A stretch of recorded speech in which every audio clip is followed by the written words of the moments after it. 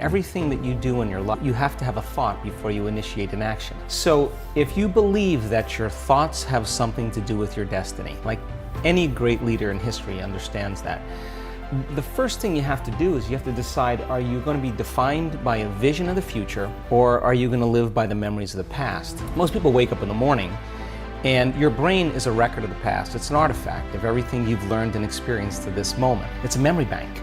So most people wake up in the morning and they start thinking about their problems, and those problems are connected to certain people and things at certain times and places. And the moment you start turning on those circuits, those memories are actually causing them to think in the past. Every single one of those memories has an emotion associated with them, and emotions are the end product of past experiences. So then, the moment they recall the event or they recall some problem in their life, they start feeling unhappy, they start feeling discouraged, they start feeling anxious. Now, thoughts are the language of the brain, and feelings are the language of the body, and how you think and how you feel creates your state of being. So we could say then, most people's entire state of being when they start their day is in the familiar past. If you live in the familiar past, then it makes sense you're going to create the predictable future. So what happens for most people is they get stuck in their biology. So think about this. Your body is your unconscious mind. It doesn't know the difference between an experience in your life that creates an emotion and an emotion that you can create by thought alone.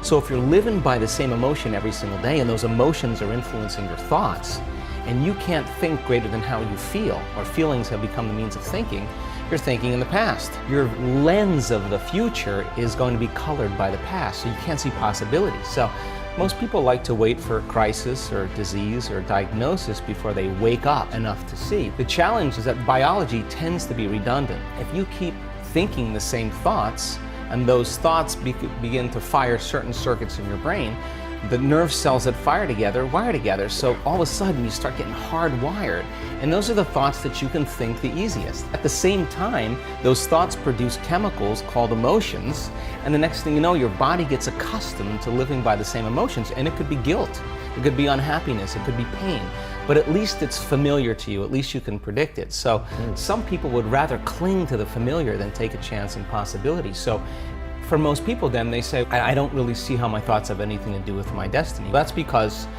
95% of those thoughts are subconscious programs. So you're not even conscious that you think those thoughts. So the first step to change is starting to think about what you've been thinking about and change it. So most people though, when you do that, when you decide to really take a look, it's like lighting a match in a dark place.